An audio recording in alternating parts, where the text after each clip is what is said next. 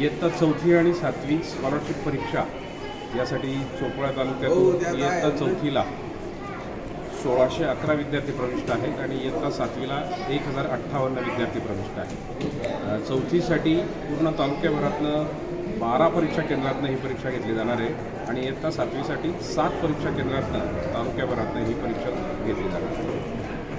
Sir,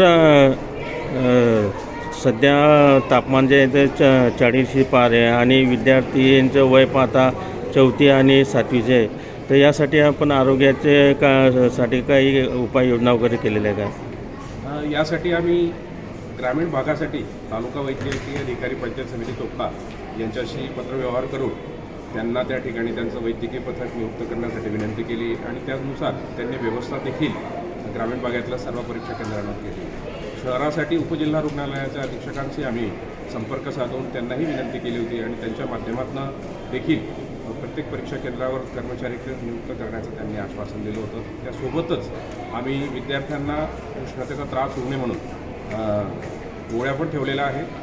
प्रत्येक परीक्षा केंद्राच्या बाहेर पाण्याची व्यवस्था केलेली आहे आणि ORSचे पाउचेसुद्धा केंद्र संचालकांपर्यंत पोहोचवले आहेत, जेणेकरून विद्यार्थ्यांचा कुणाचा त्रास होणार नाही या दृष्टीकडे आम्ही काळजी घेतली.